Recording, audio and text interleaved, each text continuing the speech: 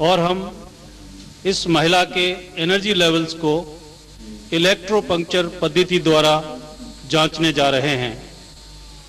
हम इस यंत्र द्वारा इस मरीज के अंदर कोशिकाओं के बीच में जो शक्ति है उसे जांचेंगे, ताकि हमें यह पता चल सके कि मरीज की धमनियां सही हैं या नहीं। यह बिंदु लिम्फेटिक सिस्टम को दिखाता है। यह पैमाने पर 0 से 100 तक के माप को दिखाता है। यह पैमाना मरीज के खुद महसूस करने के आधार पर बनाया गया है। पैमाने पर 50 रीडिंग नॉर्मल होता है और जो रीडिंग बढ़ता है तो इन्फ्लेमेटरी रिएक्शन को दिखाता है, और अगर रीडिंग घटता है तो आम शक्ति में कमजोरी प्रदर्शित करता है।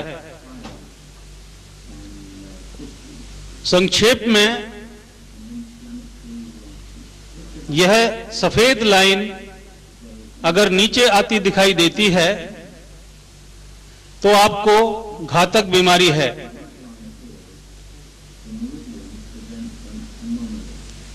यह फेफड़ों की लाइन है।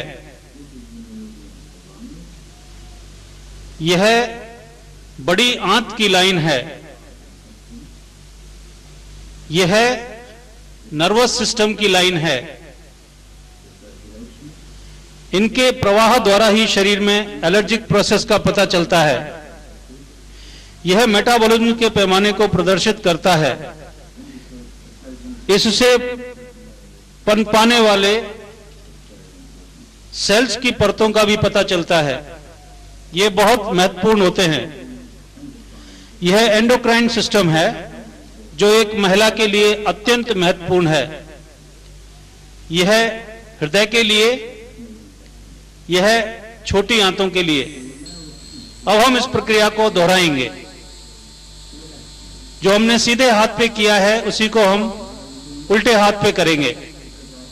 ऐसा हम इसलिए कर रहे हैं क्योंकि हमारे सभी अंग समान रूप से कार्य करते हैं। यह पहला चार्ट है जिसमें एनर्जी लेवल्स को देखा जा सकता है जो मरीज के हाथों में है। यह सफेद हिस्सा एनर्जी में गिरावट को दर्शाता है, जैसा कि आप इस मरीज में देख सकते हैं कि इसमें कुछ एलर्जीज हैं जो इनके एंडोक्राइन सिस्टम में अधिक हैं। अब हम इनके पैरों की तरफ चलते हैं।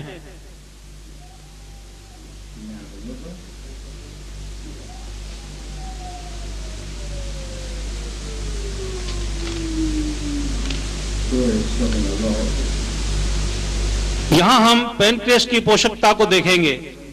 इसके बाद लिवर, इसमें काफी कमी दिखाई दे रही है। दरअसल यह अंग सबसे अधिक गिरावट दिखा रहा है। यह पेट है, यह स्प्लीन है, बहुत महत्वपूर्ण है।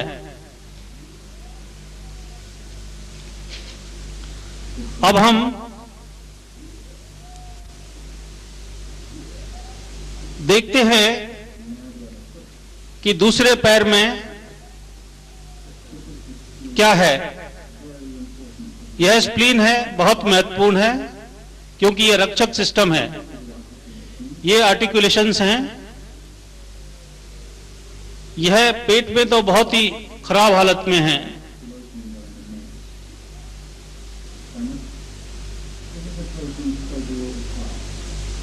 यह बीमार का ओवरऑल चार्ट है और हमने इसे पूरा कर लिया है। अभी हम देख सकते हैं कि मेरिडियंस में एनर्जी लेवल काफी नीचे हैं। दूसरे शब्दों में इन लंबी सफेद लाइनों द्वारा इसे दर्शाया गया है। यह लीवर का है, यह एंडोक्राइन सिस्टम के लिए है और इसके बाद गॉल ब्लैडर, यह बैक्टीरियन कोलाई है।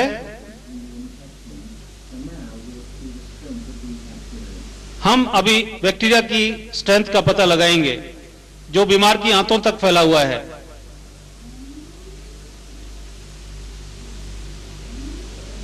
मुझे बहुत ही खतरनाक बीमारी है, मुझे पता नहीं ये किस वजह से है।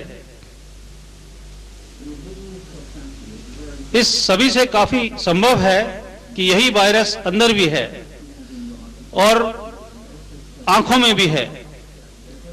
इस मरीज को कई बीमारियां हैं, हम इनमें से सिर्फ 2 बीमारियों को ही ले रहे हैं। जहां तक कंजक्टिवाइटिस का सवाल है, हमने पता लगा लिया है कि यह प्रोस्केपी ग्रुप 3 के वायरस के कारण है।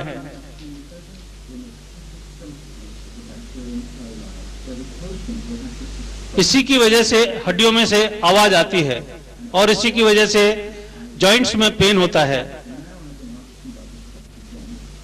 आंतों में हमें अधिकतम बैक्टीरिया का पता चला है।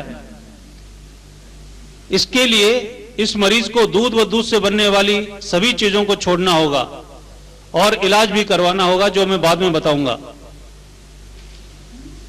अब यही टेस्ट मैं दोबारा करूंगा।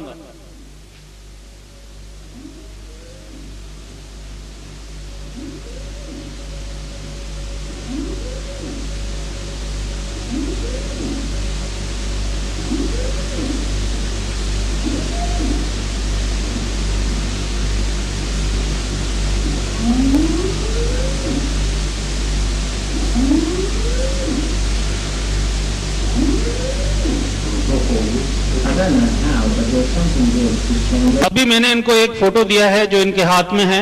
मुझे मालूम नहीं इसकी वजह से इनके सारे रीडिंग्स बदल रहे हैं। ताज्जुब हो रहा है, ये टोटली अविश्वसनीय है। अभी हम इसको इनके राइट साइड को बदलते हैं।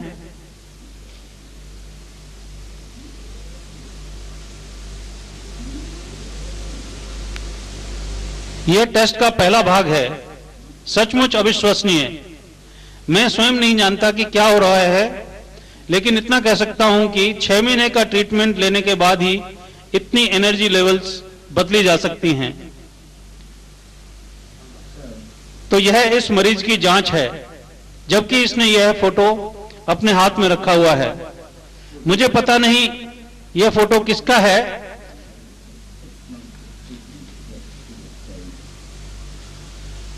ये कौन व्यक्ति हैं, लेकिन यह बिल्कुल अविश्वसनीय है। अब देखिए फर्क, देखिए जो टेस्ट बिना फोटो के किए गए हैं और जो फोटो के साथ किए गए हैं, यह फर्क है दोनों टेस्टों में। यह बाएं तरफ वाला है, जबकि इन्होंने फोटो पकड़ा हुआ है।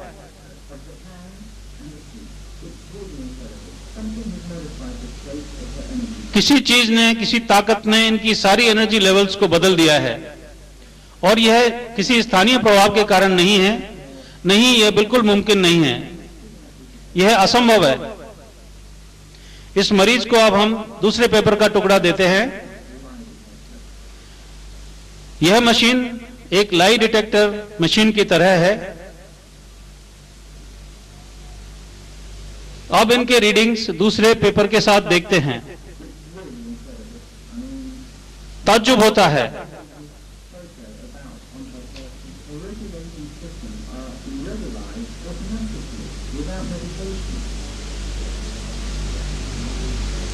ऐसा पहले कभी नहीं हुआ है। मैंने बहुत सारी चीजें देखी हैं, लेकिन मैंने ऐसा कभी नहीं देखा। मैं आपको बहुत कुछ और दिखा सकता हूं, लेकिन मैंने ऐसा होते पहली बार देखा है। प्राथमिक तौर पे यह वही प्रभाव है जो होम्योपैथी में होता है, जहां हम दवाइयां, वनस्पति, खनिज तथा सब्जियां खिलाकर इलाज करते हैं। मुझे मालूम नहीं इस फोटो में ऐसी क्या ताकत है जो सारी रीडिंग्स को बदल देती है, जिसकी वजह से ऐसा हो रहा है। इस मरीज को कोई भी अन्य कागज दिया जाए जो अलग मोटाई, रंग या लंबाई, चौड़ाई का हो, लेकिन उससे कोई फर्क नहीं पड़ रहा है। यह वापस बीमार दिखती हैं जैसे पहले थी।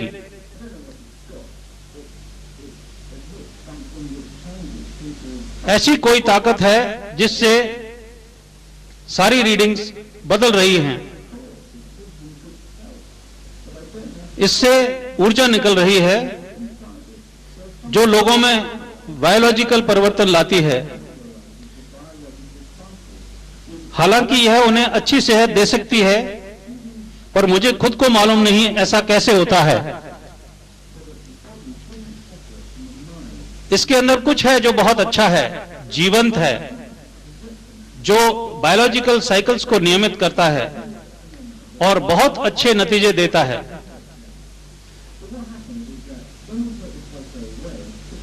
अब जब इस फोटो को इनसे हटा लेते हैं, अलग कर देते हैं, तो सारी रीडिंग्स वापस अपनी जगह चली जाती हैं। अजीब फेनोमेना है।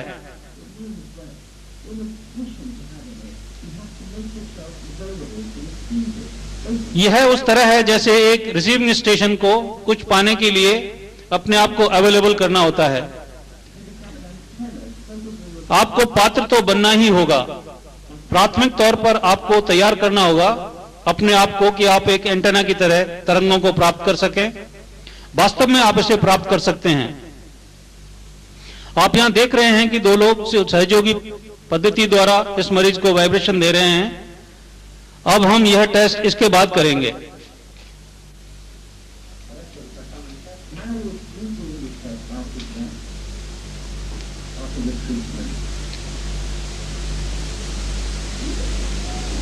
अब यहां बाईं तरफ लेटेस्ट रिजल्ट्स हैं जो सहज ट्रीटमेंट के बाद के हैं।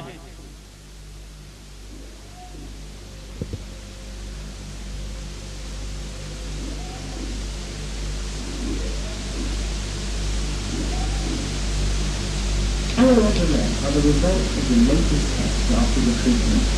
This is before the treatment, using the hands, the knees. ये हाथ हैं और यह पैर हैं। इस तरफ हाथों का रिजल्ट है जो ट्रीटमेंट के पहले है। आप इनके लेवल्स देखिए, यह ओरिजिनल रिजल्ट्स हैं। अभी हम देखते हैं बैक्टीरिया बिल्कुल नहीं है, कतई नहीं है। इसलिए इस समय मैं इन्हें कोई ट्रीटमेंट भी नहीं दे सकता, क्योंकि यह मरीज पूर्णतः स्वस्थ लग रही हैं। इनका इलाज हो चुका है। मैं अपने आप से पूछता हूं कि यह कितनी देर तक रह सकेगा। क्या यह क्षणिक है या देर तक रहेगा? क्या बैक्टीरिया वापस लौट आएगा? मुझे लगता है अगर ये रोज मेडिटेट करेंगी तो एनर्जी लेवल्स वापस आ जाएंगे और कभी नहीं मिटेंगे। अगर मेडिटेट नहीं करेंगी तो शायद यह फायदा ना मिल सके। अब मैं सोचता हूं कि इसको जन जन तक कैसे पहुंचाया जाए। मेरे विचार से इसे जन जन तक आसानी से पहुंचाया जा सकता है।